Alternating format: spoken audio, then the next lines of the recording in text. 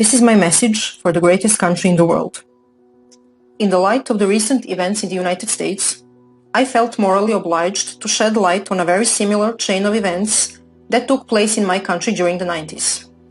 The cause of those events was the same: a constantly re-emerging ultimate evil, nihilistic, non-theistic religion/cult that caused hundreds of millions of deaths in the 20th century and countless suffering. Now, proponents of that religion want to run the experiment once again, and in that experiment, you, people of America, will be lab mice. Not so long ago, I was a lab mouse of dictators in my country. That country was Yugoslavia. Rather than giving you lessons about history of my country, I want to give you the timeline of the events which led to an extremely bloody war and dissolution of Yugoslavian Federacy. I will leave it to you to make conclusions about similarities with recent events in the United States. In the 1989, the fall of the Berlin Wall marked the victory of the free world over tyrannical monstrosity of communism across the Europe. However, Yugoslav communists didn't feel like letting go of their precious powers. Since the climate in Europe was extremely anti-communist at the time, they knew they needed a new strategy, an ideology that would seduce the masses and keep the power in their hands. So they come up with a very clever idea: to rebrand the communism in Yugoslavia and to change its name into socialism. Not any type of socialism, but a very special type, the National Socialism. Sounds familiar? The playbook they used to progress with their agenda was already tested in Nazi Germany. To establish National Socialism, you must first install hatred in people. In order to create genocidal levels of hatred, you must divide people of one country in well-defined groups. In other words, you must create tribal or groupthink. This can be achieved in different ways. You can divide people by ethnicity, by race, by religion. You can let your imagination go wild. Since Yugoslavs were white and practically indistinguishable among themselves, the only card they could play was the religion card. Yugoslavia was very mixed religion-wise, and we had Orthodox Christian Serbs, Catholic Croats and Slovenes, and Muslim Bosnians. A perfect starting position. In the next phase, you must start making such social policies so terrible that will inevitably lead to the countless individual disadvantages. When the consequences of such government policies become obvious, you must start claiming that the cause of those inequalities is nothing but discrimination and hatred of one group towards another, and naturally, you must start screaming that those inequalities must be corrected by favoring the oppressed, discriminated group over the oppressor group. Enter national quotas for hiring. Now just replace national with race or women. Once the groups are formed and well-defined, it's needless to say that all the mainstream media in Yugoslavia were government-controlled and were fueling the narrative about mutual discrimination and hatred relentlessly. The growing fear and feeling of insecurity destroyed relationships, marriages, friendships. As fear of discrimination and hostility among groups were growing, people started retreating and isolating within their own groups because they didn't feel safe anymore with the individuals of the other group. All of a sudden, staged and very well organized mass protests started all over the country. Protests against the oppression and killing of one group by another. At first, those protests were peaceful, but soon enough, rioting and burning started. Now that you have the attention of the public, you need sparks. What is a spark? A spark is a convenient event of murdering of a random member of one group by a hateful member of another. And you usually need more than one of those. At this point, people were still not completely divided. There were still reasonable people left, those who understood we are all one nation under God, and that we will not kill each other under any circumstances. They went out protesting together, singing for peace and holding their hands. But the hunger for the absolute power of socialists was stronger than our love for each other. And shootings and attacks at protesters continued. In the next phase, the tipping point with no return was reached. People started erecting barricades at the entrance of their cities, their neighborhoods, even on highways and roads. Barricades were guarded with armed civilians. Each and every attempt of the law enforcement to remove barricades and to de-escalate the situation was in vain, since they would be ambushed and killed. Peace couldn't be restored anymore. because headlines, photos and videos of dead people propagated through mass media became too explicit and horrifying. Even those hardcore idealists who believed in one nation under God, peace and love, snapped under the pressure. At that point, army was deployed to restore order, but they couldn't do much, because they were clueless about who was the perpetrator and who was the victim. Simply because there were perpetrators and victims on both sides. In the final stages, even the army was attacked during the negotiated retreat and 50 or 100 soldiers were killed. And just like that, Yugoslavia found itself in a civil war. City against city, village against village, family against family, and so on until the whole territories became cleaned of the members of the enemy group. Genocide, ethnic cleansing, relocation of hundreds of thousands of people were everyday news. It lasted 4 years. 100,000 people died. Some 500,000 were displaced. Those people lost everything. Yugoslavia was drowned in the bloods of thousands of innocent people and destroyed forever.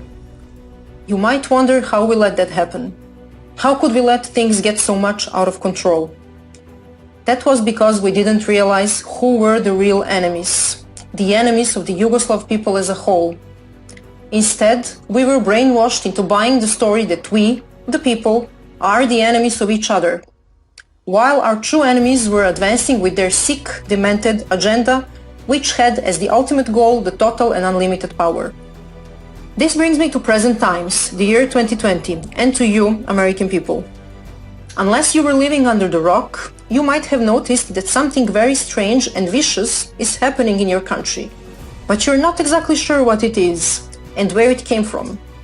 Because the last time you checked, you were one nation under God, a country of free, independent individuals with equal rights under the law and core values of life, liberty and pursuit of happiness.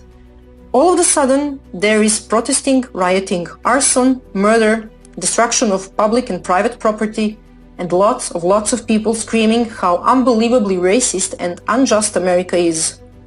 And before you even manage to prepare your morning coffee and turn the TV on, once united Americans are at each other's throat, and a bunch of nice and caring people on TV are telling you how you should accept the violence and hatred against Americans because you deserve it.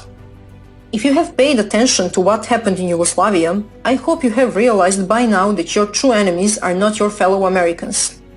The ones who are, they want you to hate each other and to kill each other, while they're taking away your constitutional rights, your freedoms and your country, your heritage, your way of life and the future of your children.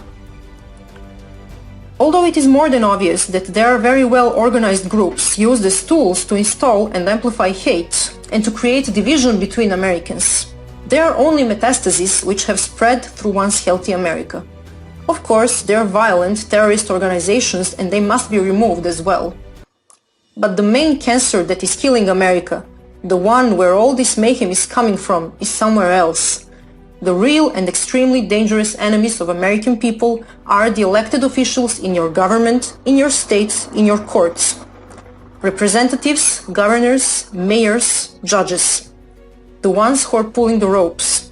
The ones who hate America and American people so much that would even sacrifice the life and prosperity of their own children just to see it burn to the ground and American blood spilled. Those are really sick, demented, ideologically possessed people, and they are in high positions in the government. They are governing your states, your cities, and making decisions in your courts. You know very well who they are. You know very well what they already did to once beautiful and prosperous American states and cities. They are resentful, power and bloodthirsty. They want you and your children suffering in misery and begging them for mercy. They won't stop, no matter how much you try to appease them.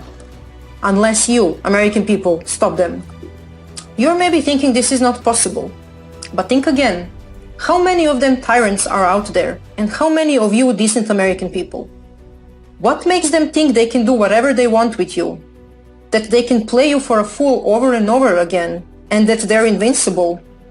What makes them think they're gods, morally and intellectually superior compared to you, freedom-loving Americans?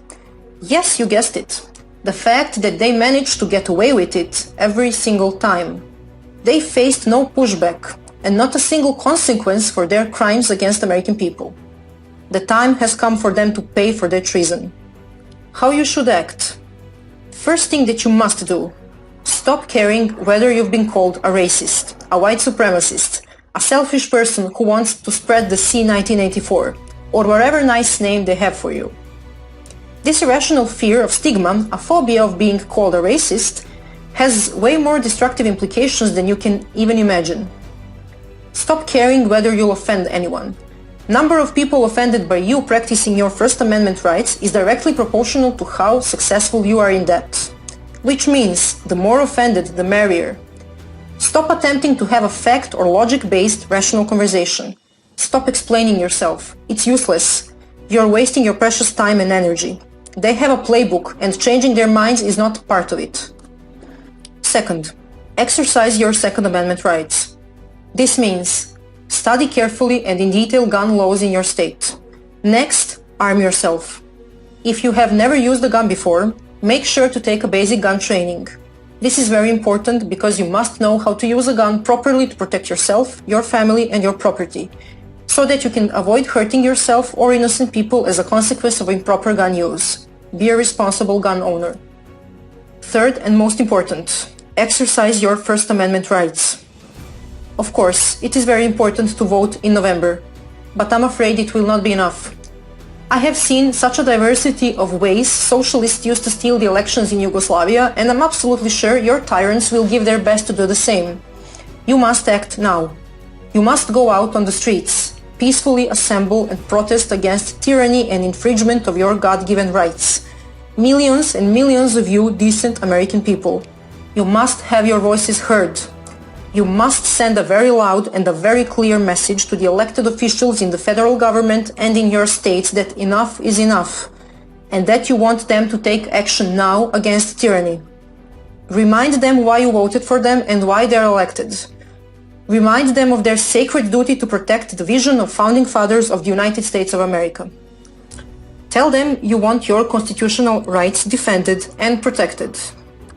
Tell them you want your history preserved. Tell them you want to be able to freely exercise your rights to free speech, to be able to freely and openly show the love for your country, to be able to proudly put American flag in front of your house, and to openly show your pride of your heritage, your culture, and your nation. Tell them you stand proudly with American law enforcement and that you got their back in the same way you want them to have yours. Tell them you want to be treated as grown-up individuals who can make their own decisions. Tell them that there is no place for socialism in America. Tell them you want the traitors of American people out of their offices and out of government. Tell them you want them charged and prosecuted for treason and crimes against humanity. And that if they're not removed from the government and from their offices, that you, freedom-loving Americans, will unleash all your anger on tyrants and you will remove them yourself. It is your constitutional obligation to protect the legacy of founding fathers and to fight against any form of tyrannical government which infringes upon your constitutional rights. Never forget why you celebrate the Independence Day. Don't be afraid whether you will get attacked for exercising your First Amendment rights. You certainly will be. If that happens, defend yourself. Remember, self-defense is not violence, no matter what they tell you and what they accuse you of. President Trump is on your side, and on the side of liberty.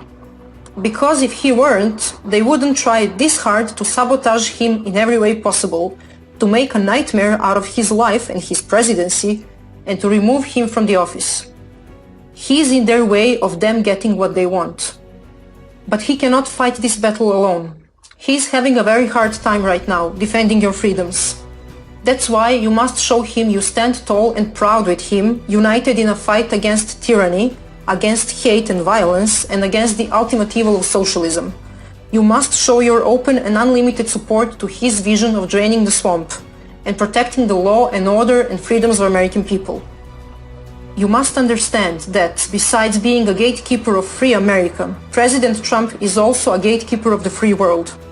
This means that if we, Free people of the world, lose America. We will lose the world as well.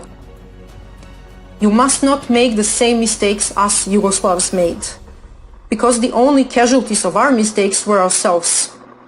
This is different because now the future of the whole free world is in your hands. Having all that said, I hope you will go out on 4th of July in tens of millions and celebrate Independence Day with your presidents as you should, as free Americans. God bless President Trump, and God bless America.